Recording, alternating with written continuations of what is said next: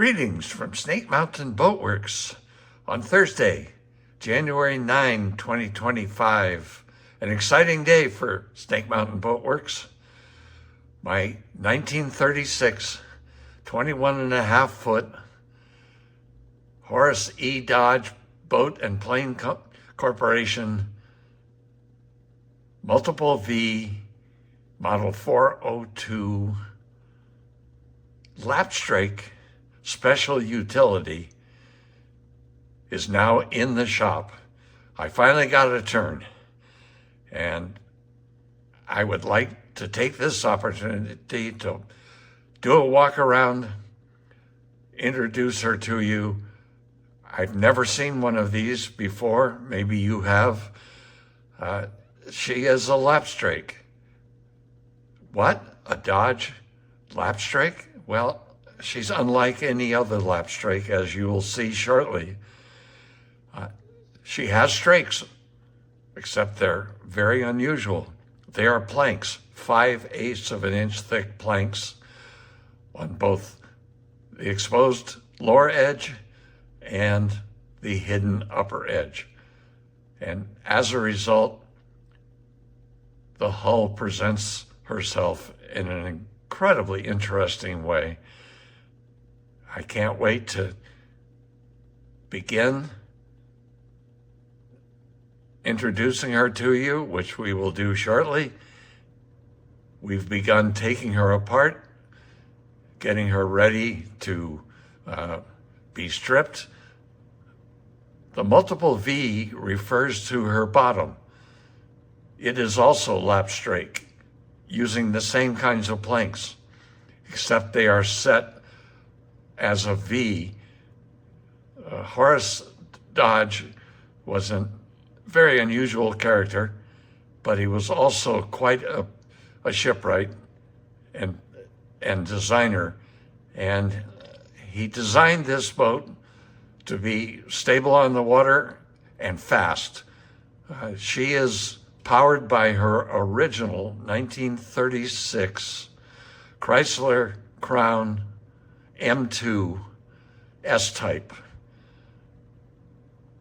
It's just amazing as we walk around the boat and look at one another and say, this was built in Newport News, Virginia in 1936.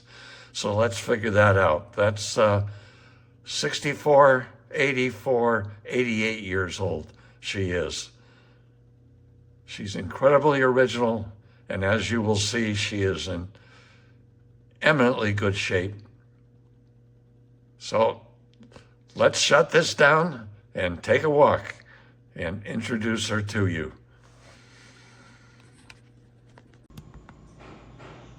So here she is. As you can see, she is a lapstrake, but the laps themselves are really interesting in that they are sanded up forward fair so that they die into the stem. Happily, the stem and the gripe are as if they just left the factory. And you can see the strakes are attached on each interior frame. Her deck is really excellent. We have removed the hardware. There's a lifting ring that attaches right behind the stem. But what's amazing to us is that we have one spot on the entire exterior of the hull where we'll know better once we've stripped it, but it looks like we may have to put a Dutchman right here. The rest of this is really in wonderful, wonderful condition. And if you look on the interior, you can see the inner side of the strakes. What's interesting is, there you can see them. Between the frames, each strake is screwed from the inside out with small brass slot oval-headed screws that seal the seam from bottom to top on each of the strakes. There's a butt block where we have a joint.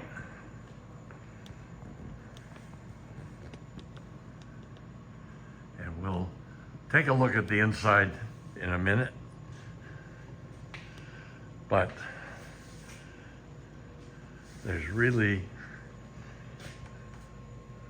almost nothing to be concerned about in terms of planking. I think we have one deck plank back here in the aft deck. As you can see, I've begun stripping, and we've decided on this boat that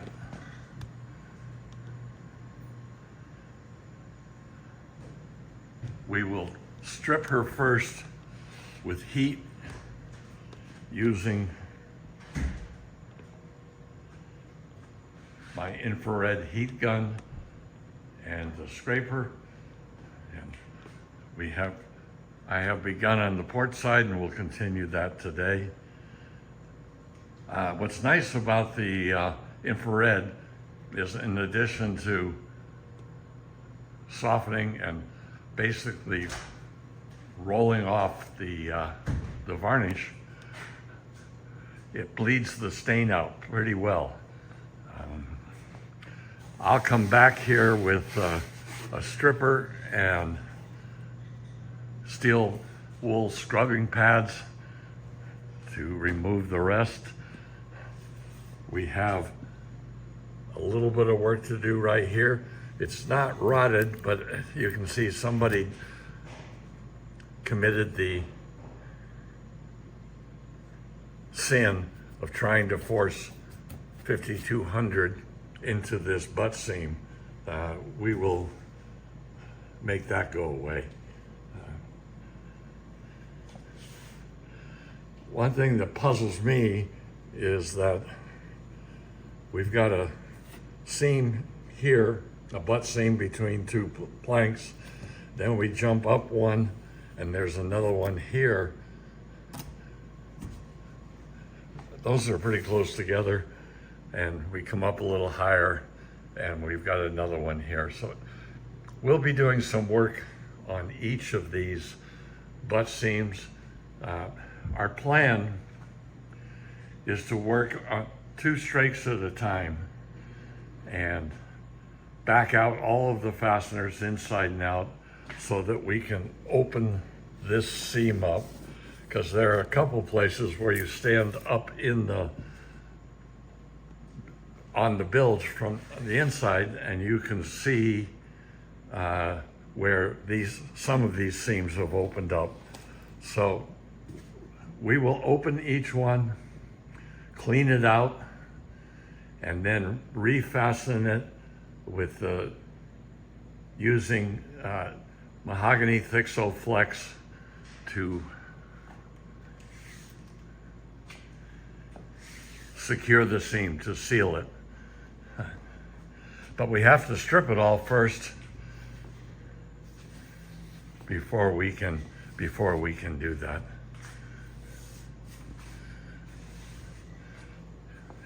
She happily has her original Dodge steering wheel.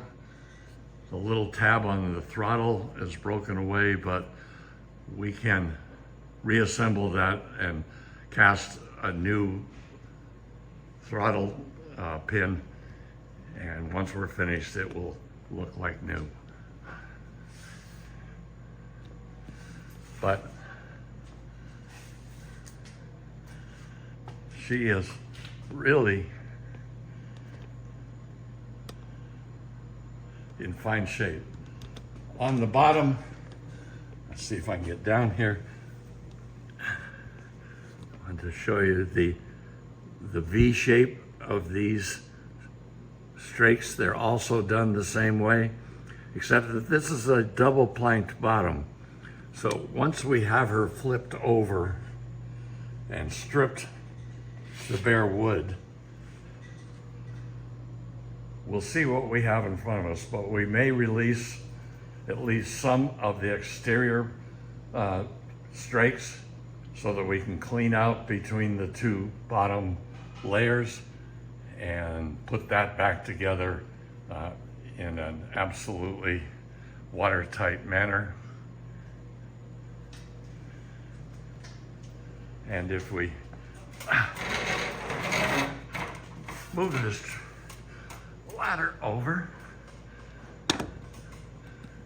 we get a good look at her interior. Now, see, this boat never had any ceilings and never will. We won't change that. Her Chrysler Crown M2 S-Type turns freely. Later today, we will be pulling that engine and bench running it. That process involves first releasing all the spark plugs and squirting a bit of mystery oil down each spark plug hole, and then by hand rolling the engine over. Once we've got that done, and we'll clean the spark plugs before we reinstall them, we'll change the oil, putting the Penn grade purple break-in oil in just for now, and run her over again, and then we put an external gas tank next to her with a fuel line into the carburetor. I'd have to say that's one of the larger flame arresters I've ever seen attached to a carburetor. That's original. But her interior is really in excellent shape. You can see here from the inside is that one section on starboard where we will need to do a bit of structural repair work on that strake alone. But as you look around, it is the only one. Her bottom frames and her inner skin, and that's what we're looking down at now in the bilge, are all just as clean and grease-free as you could possibly imagine. She has a replacement gas tank in her that was, according to the label on it, was fabricated in 2013. The intriguing thing is it is absolutely bone dry inside, has no residue gasoline odor. I don't think whoever put this tank in ever actually put gasoline in that tank. One of the interesting things, let's see if we can get over there, is, sorry for shaking around, but up and down the ladder is a challenge. So, right back here,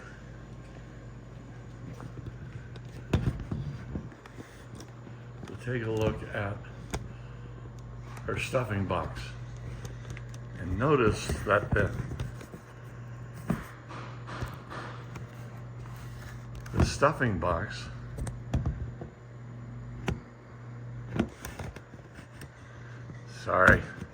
it's difficult to get to. Her stuffing box has a grease cup on it, and water is fed into this area via this black hose that is attached and runs from the water pump. We've got it disconnected now in preparation for pulling the engine out. But again, just as clean as could possibly be.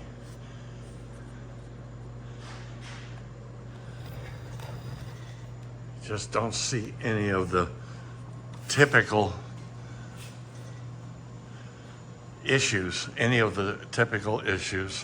She's even still pretty tight all the way down the aft port transom corner. We've got a little work to do right here. We'll probably remove all of these transom planks just to make sure we have everything tight inside. Interesting, this whole hull, any place where there are planks like this, but also between the deck planks,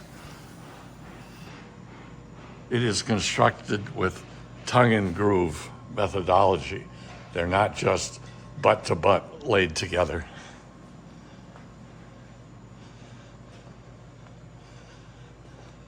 So there's our 1936, 20 feet 6 inches Dodge Model 402 with a multiple V bottom that we will start following with these videos so that you can follow along with us as we bring her back to showroom condition. So with that, it's my pleasure to introduce you to this 1936 Dodge Special Utility. Thank you so much. Bye-bye for now from Snake Mountain Boat Works.